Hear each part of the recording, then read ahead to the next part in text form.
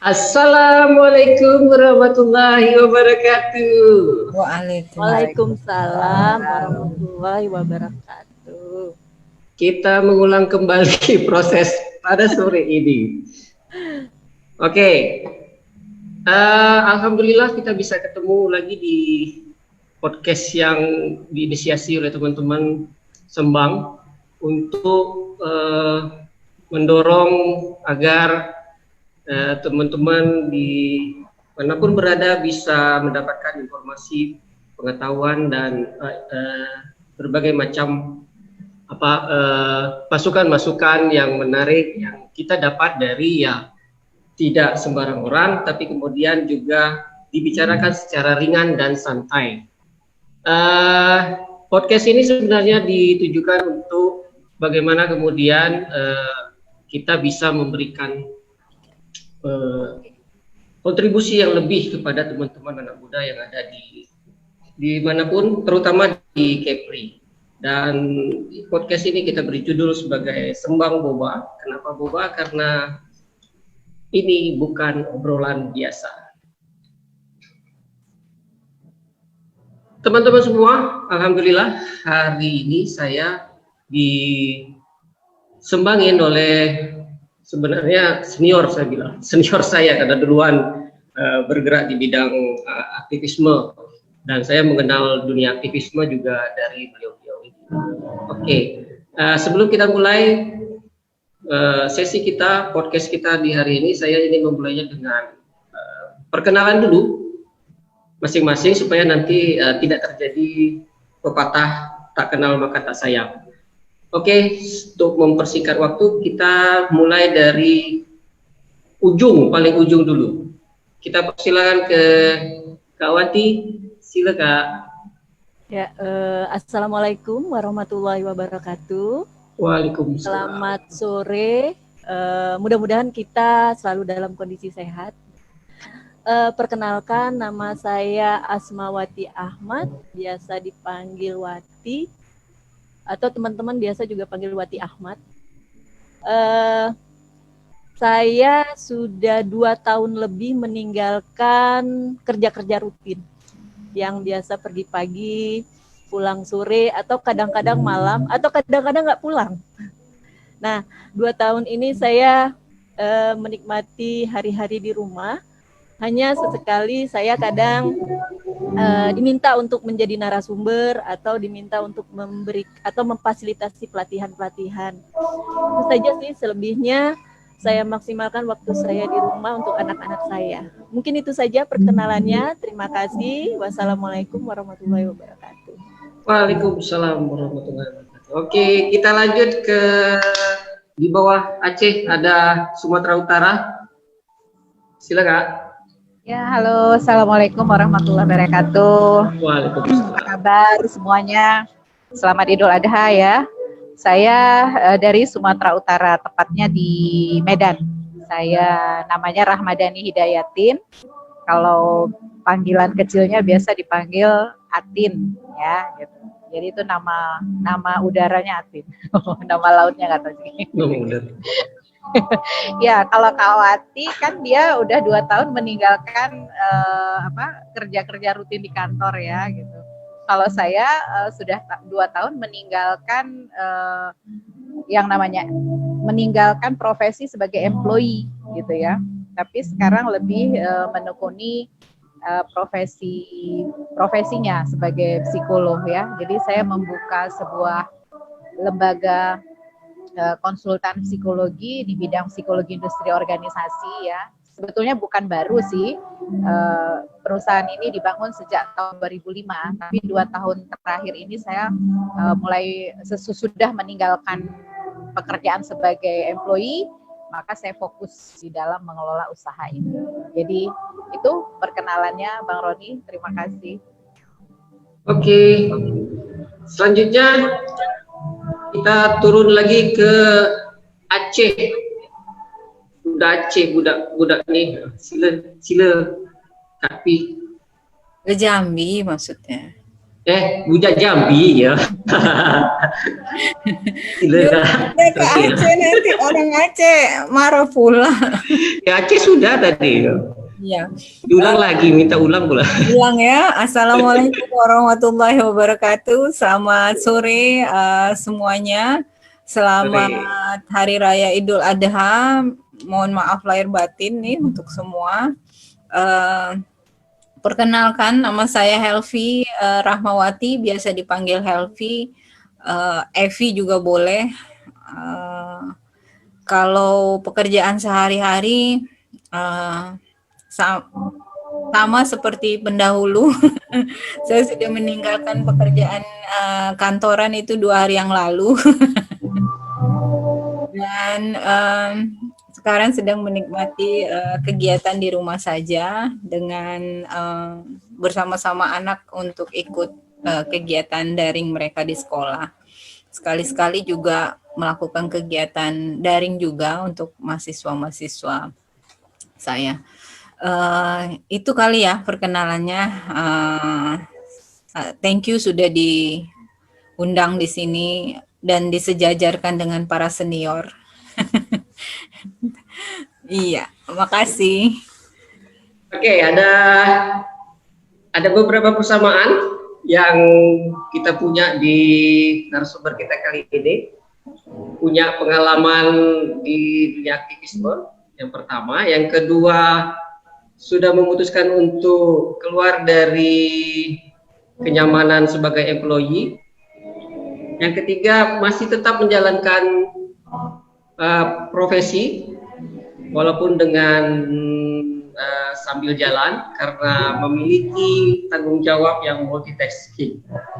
Nah, peran ini sebenarnya sangat menarik untuk bisa dijadikan referensi untuk kita. Bagaimana kemudian beliau-beliau ini menjalani proses yang sudah mereka jalani ini, dan apa saja tips-tips yang mereka punya guna bertahan dan survive di dalam semua tanggung jawab hidup yang mereka beliau-beliau ini miliki. Nah, menyambung dengan topik kita hari ini bicara tentang knowing your limit atau know your limit. Ini bicara sebenarnya dasarnya dari beberapa hari yang lalu saya punya teman yang datang ke kita, kemudian coba untuk konseling. Dia sebenarnya berada pada posisi dilematik. Kenapa? Karena pertama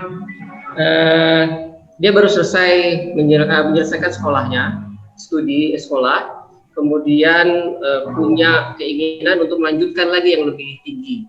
Tapi kemudian di sisi lain ada beban yang berikan dari keluarganya, bahwa keluarganya menuntut definisi kemapanan sesegera mungkin karena mungkin ada tuntutan hidup dan sebagai macam.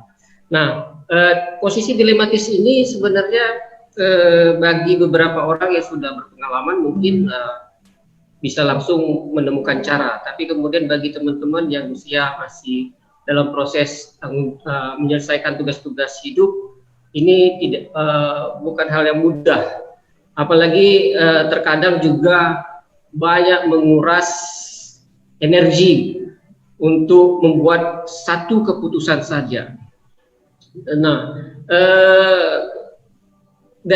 berangkat dari persoalan itu, saya pikir akan lebih baik jika kemudian kita ulas, kita diskusikan bagaimana kemudian mengenal diri sebenarnya. Tapi kemudian ada istilah yang disebut tahu diri. Terkadang istilah itu justru semacam pengertiannya menjadi sangat negatif, seolah-olah kita itu harus memahami kelemahan kita, padahal kan sebenarnya bukan itu juga. Nah, nanti kita coba diskusikan lebih jauh lagi bagaimana kemudian yang dimaksud dengan know your limit ini. Nah, untuk memulai ini saya ingin mendiskusikannya bersama para narasumber kita hari ini. Tapi kemudian kita tidak akan bicara sangat serius dengan teori-teori dari manapun, belahan dunia manapun. Kita akan coba mengulas secara experience saja, karena narasumber yang kita punya sekarang juga punya pengalaman yang cukup mumpuni sepanjang hidup yang sudah dijalani. Jadi pertanyaan mendasarnya adalah setiap orang pasti punya moment of knowing your limit. Nah, saya yakin para narasumber juga punya momen ketika menemukan diri, menemukan jati diri, menemukan potensi diri, gitu. Dan kemudian itu menjadi dasar setiap keputusan yang diambil, apapun yang terjadi ke depan. Nah, saya ingin nanti kita akan mulai dari situ. Kemudian pertanyaannya adalah kapan merasakan situasi dilema, kemudian bisa diceritain bagaimana itu terjadi. Kemudian pada saat itu pasti pilihannya adalah melanjutkan yang ini atau beralih. Biasanya kan kayak gitu, keep doing or turning point. Nah, itu nanti yang ingin kita ulas sama-sama berdasarkan pengalaman-pengalaman para narasumber yang hadir di hari ini. Tapi sebelumnya terima kasih karena berkenan di momen Lebaran ini, Idul Adha, saya menyita waktunya, kemudian bersedia sembangin kami dan berbagi ilmu, berbagi pengalaman di ruangan yang sederhana ini. Kita akan mulai dari siapa dulu nih? Tadi dari ujung, sekarang kita ke tengah ya. Ke tengah dulu. Kadin mungkin bisa mulai. Jadi tadi pertanyaannya kapan kita merasa mau apa tadi momen untuk berhenti atau terus berjalan ya gitu. Ya sebetulnya ini jujur ya, kalau saya sih sendiri tidak pernah merasa punya limit ya gitu ya, tidak punya sesuatu itu tidak punya limit, gitulah istilahnya ya. Jadi kita nggak pernah berada dalam situasi di mana kita kemudian mengatakan it's time limit for me gitu ya, bukan gitu. Tapi kalau saya dari dulu memang sejak masih remaja juga, sekarang pun masih remaja sih ya kan. Yeah. Asik. Usianya masih 17 tahun lebih gitu kan, masih remaja. Artinya dari sejak remaja terbiasa membuat program dalam hidup gitu ya. Jadi misalnya mungkin limitnya itu karena di program gitu. Jadi misalnya 5 tahun ini saya harus sampai di mana, 5 tahun nanti saya sampai di mana. Jadi sebetulnya yang dimaksud dengan limit itu tadi memang membatasi itu. Kenapa? Karena memang kita harus menetapkan ya target, arah gitu kan, tujuan apa yang mau kita capai gitu dalam waktu tertentu. Jadi ya jangka pendek, jangka menengah, jangka panjang gitulah ya kalau dalam bahasa orang kerjanya. Tapi memang setiap periode gitu ya. Kalau saya menetapkan setiap periode. Jadi 5 tahun itu saya harus sudah dapat apa, saya harus bisa apa, saya harus sudah melakukan apa gitu ya. Jadi nanti yang menentukan limitnya adalah ketika apa yang ditargetkan dalam perencanaan 5 tahun itu sudah diperoleh gitu. Jadi berarti ketika ini semuanya sudah kita lakukan, kemudian kita harus bergerak membuat perencanaan ke depan. Berarti kita move-nya, bergeraknya adalah kepada apa yang mau kita lakukan ke depan gitu. Ya kalau soal dilema mungkin pernah ya mengalami dilema di beberapa tahun terakhir sih sebetulnya, ketika saya masih bekerja di sebuah lembaga di daerah gitu ya. Nah pada waktu itu tahun berapa ya, tahun 2012 ya, tahun 2012 sebetulnya saya sudah dalam program itu harus sudah selesai gitu di 2012 itu.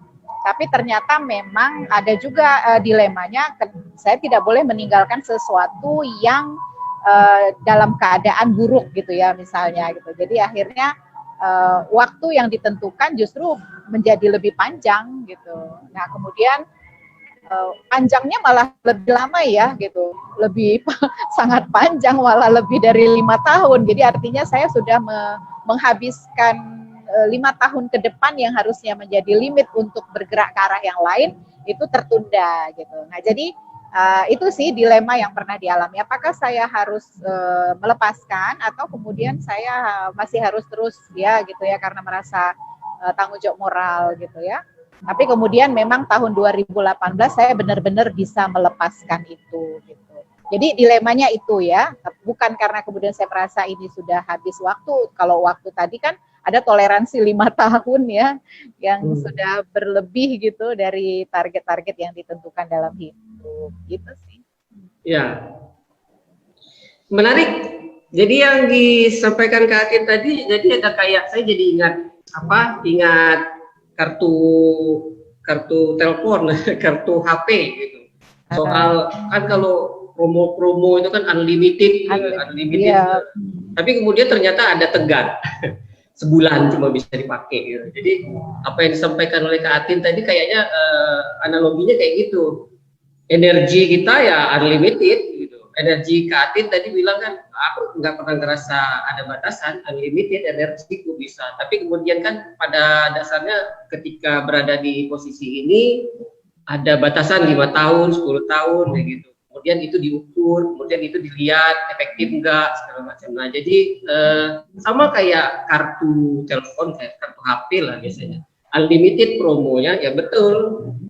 Enggak pernah ada batasan energinya, tapi kemudian kan dibatasi oleh waktu, karena waktu itu kan juga nggak gratisan juga ya, ada tuntutannya nanti di hari akhir. Oke, menarik. 2 poin yang bisa kita tarik dari apa disampaikan oleh Kak Atin. Sila kita lanjut ke siapa dulu nih, ujung bawah apa ujung atas? Sebelumnya aku ingin sampaikan dulu, ini di fanpage sudah banyak yang like, love, kemudian banyak yang bergabung juga. Kemudian ada